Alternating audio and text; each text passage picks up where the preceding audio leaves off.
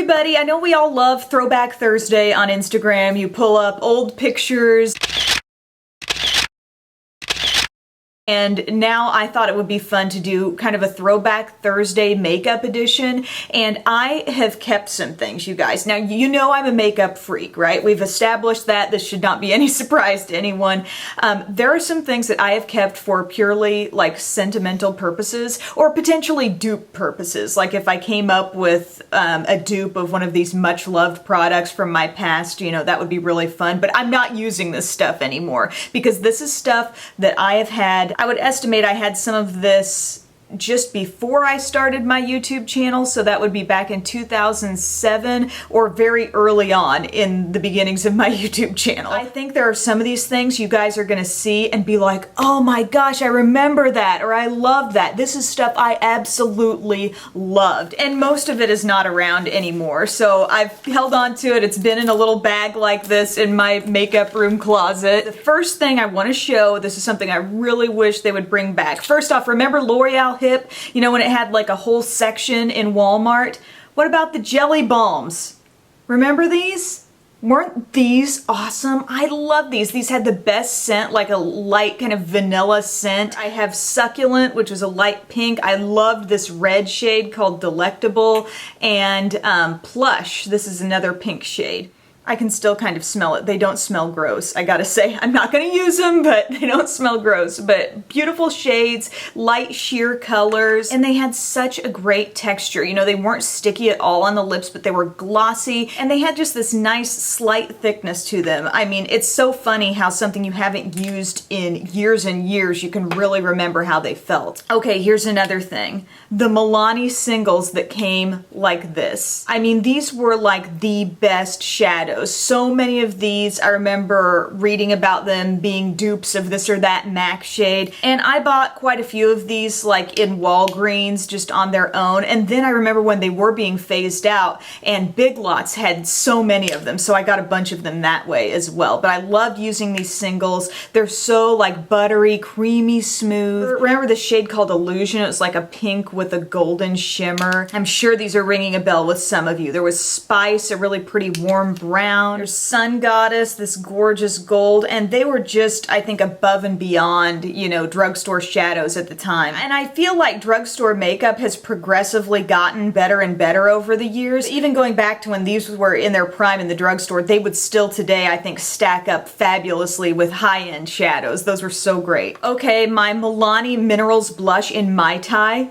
How many years did I go on and on about this product? And I have kept it and purposely not fully used it up, which I totally could have, but in case I come up with a dupe for this shade, I still want to have this on hand. And it's like the perfect matte peachy pink, really saturated pigmented shade. I know I got a lot of people hooked on this, including my mom. All I can say is, why, Milani, why? Why do you discontinue these great things? A couple of other eyeshadows that make me feel so nostalgic. This is one that I think I repurchased 2 to 3 times, and it's this Jane Eye Zing in the shade Clubbing. I used this so much. It's a black with a little bit of shimmer in it, and these eye zings were such pigmented shadows, they were kind of on par with those Milani Singles. I used that all the time, like kind of as a liner or in the crease. And Wet n Wild Mega Eyes, remember when they had singles packaged like this? And there was a shade called Fine Wink. It was this beautiful, like kind of taupey, pink type shade. Such a beautiful color. Had a little sheen to it, but not too much shimmer and sparkle, and I just thought this shade was amazing. And I believe this had a cult following as well, so I still have that. Just wanted to toss this out there. Rimmel Lasting Finish. This is still around. This is still an amazing foundation. This was one of the first foundations that I really fell in love with back in the day, and I loved it when it was packaged like this in the squeezy tube. The Mary Kay people out there could probably tell me if this lipstick is still around, but this shade called Amber Suede. Folks, this doesn't happen to me a lot with lipsticks.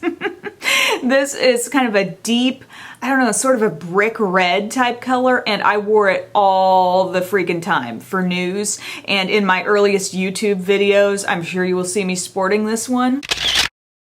It's not like I really need this all over again because I probably got a lot of shades that would be similar to that if I took the time to find a dupe, but I loved that back in the day. Again, we're talking like 2007, 2008 with this stuff. This one, the label is almost totally gone. This was my first like high-end eyeshadow trio, and it was from Smashbox. It was called Smashing Cocktail Hour, and my sister got it for me in some sort of like eye tutorial type kit. I used these so much. That perfect pearly white shade that didn't have any like actual sparkle in it, but just the perfect sheen for the brow bone, the plum, the brown. I mean, that plum has a significant dent in it. I don't know if you can see that, but that was just a limited edition thing, and that really got me onto the Smashbox train. And to this day, I still love Smashbox shadows, but those things really are some of the things from my past in my makeup collection that really stood out to me. Like, I feel so nostalgic when I look at these and I think of the days when I used those and loved those and when they were readily available in stores. But